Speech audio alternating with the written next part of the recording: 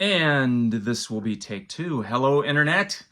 I just shot a whole 9-minute video and the lighting was wrong.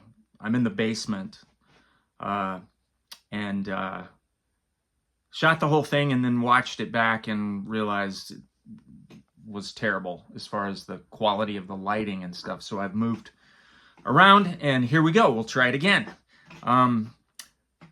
Just wanted to give you guys an update because I had let you know that I was going to be going to get a PET scan on the 29th, which was last Thursday, and then met with my oncology team on Friday morning. So it was quite an eventful end of the week, last week, the 29th and 30th of August. And some of you have texted me, messaged me, called me, whatever. So some of you are aware of what's going on. But the bottom line is that my PET scan was fantastic.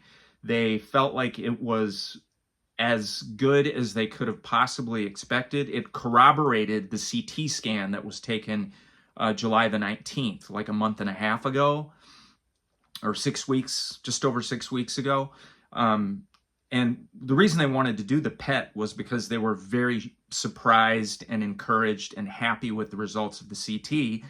But I had never had a PET scan. PET scan looks a little more detail into the metabolic processes that are going on in the cellular structure of what's left of the disease, the cancer in my body. And again, it looked great.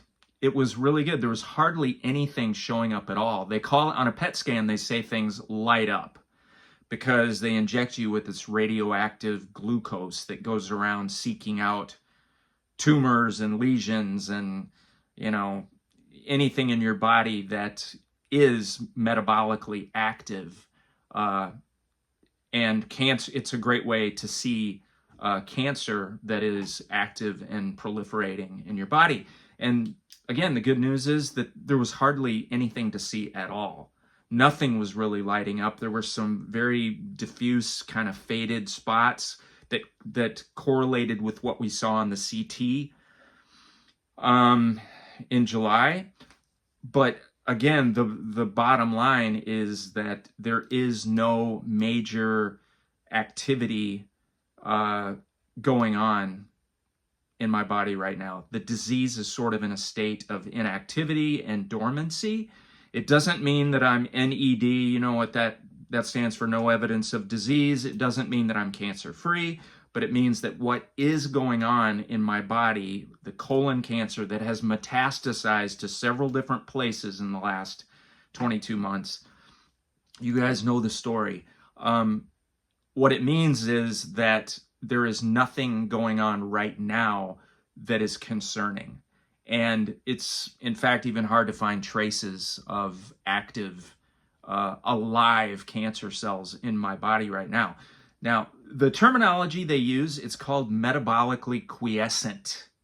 If you look that up, the first part of the explanation looks great. It means your cellular the cellular structure of the cancer is in a state of dormancy, it's in hibernation, it's asleep, it's inactive.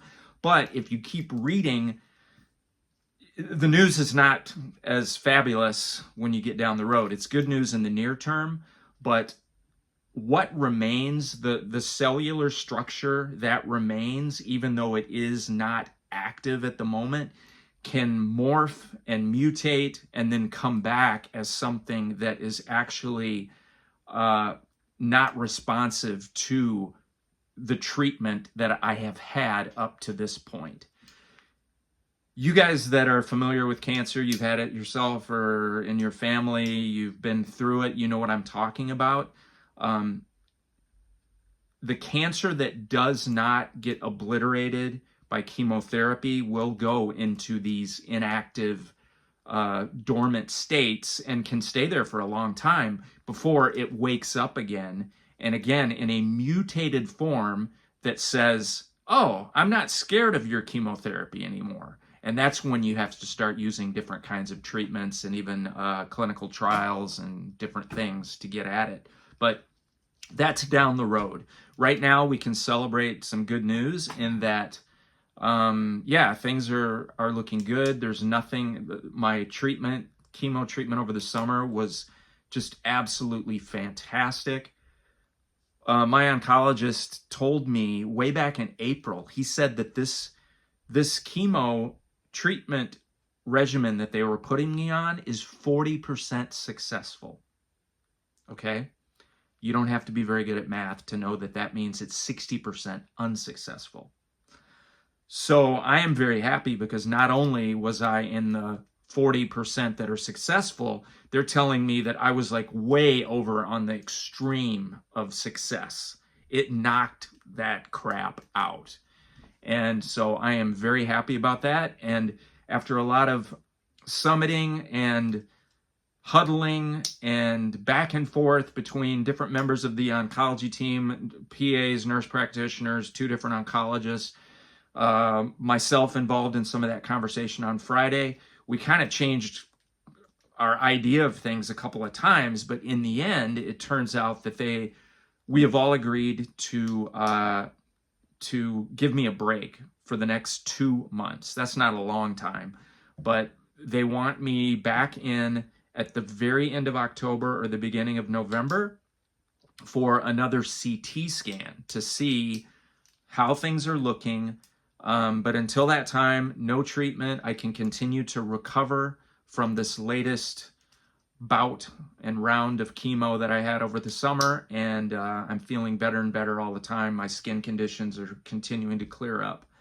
So I'm super happy about that, of course. And then we will reevaluate at the end of October.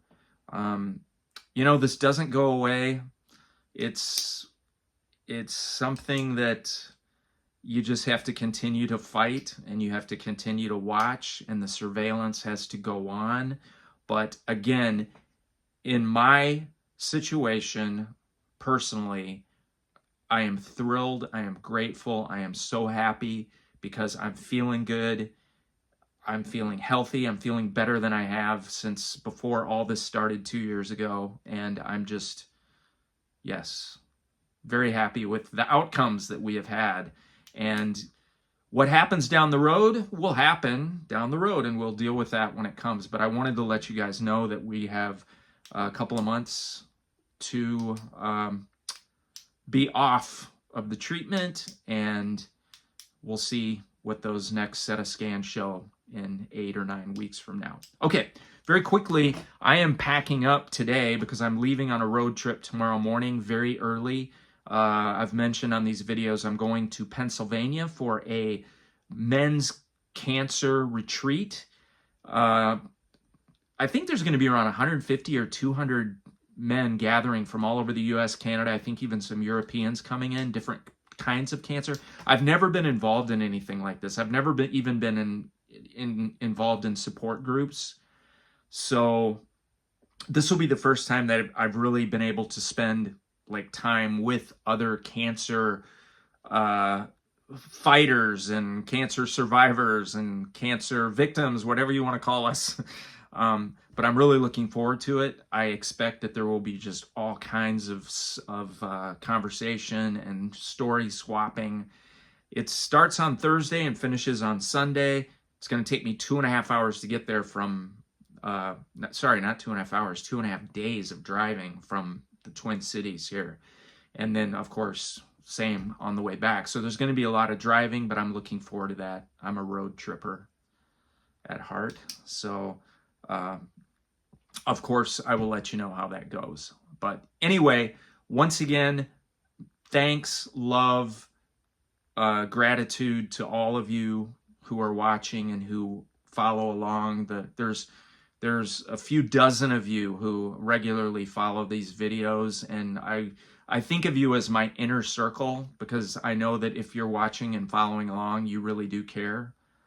And that means a lot to me because, as I've mentioned before, we've all got stuff going on in our lives, and the fact that you take time to watch and communicate with me and pray for me and stand with me and encourage me and hold me up and everything else is just so important to me and so valuable. So thank you again. I say it every time. I hope it doesn't get boring for you to hear that, but I just want you to know that I really mean it. So We'll see you after Pennsylvania, and thanks again.